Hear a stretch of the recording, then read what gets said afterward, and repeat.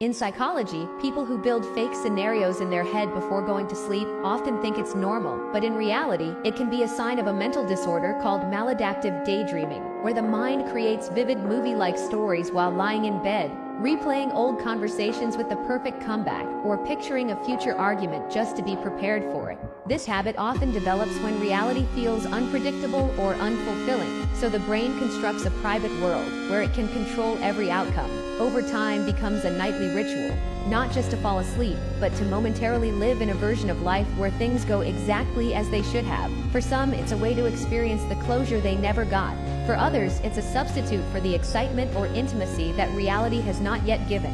While it can feel comforting in the moment, this form of daydreaming doesn't always heal the root cause. Instead, it offers temporary relief, a mental space where the story plays out perfectly, even if the waking world remains unchanged. If this sounds like you, comment, so others know they're not alone.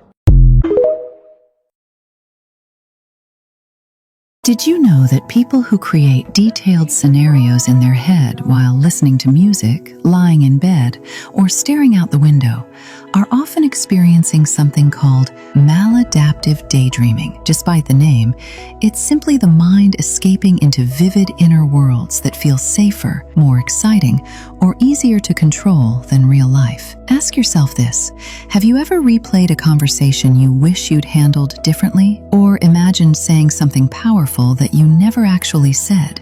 Maybe you've pictured a relationship that isn't real, yet feels vivid when the music in your ears turns into a movie soundtrack. From a neurological standpoint, this activates the brain's default mode network. This system handles imagination, memory, and reflection. And when it lights up, it releases dopamine, the same reward chemical involved in real success and human connection. But there's a downside. Since these moments only exist in your mind, the relief doesn't last. Once the fantasy ends, the emptiness comes back. Psychologists believe this pattern often begins in childhood: loneliness, emotional neglect, pain.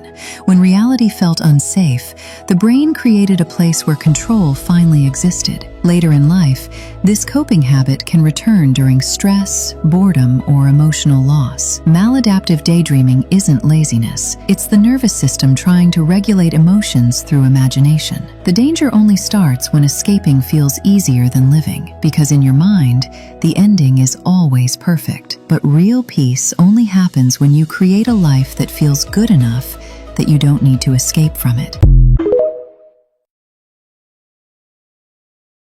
You may ignore this, but it's serious. This is not just imagination or laziness, it's a real mental condition affecting many young people today. If you constantly escape into intense daydreams imagining fame, success, romance, or a perfect life, you may be experiencing maladaptive daydreaming. It feels good, but it slowly destroys your ability to face reality. The brain reacts to imagined success almost like real success. It releases comfort without effort. Over time, motivation fades, procrastination grows, and real life feels empty compared to fantasy. This is how dreams replace action, and potential gets wasted. But you are not weak.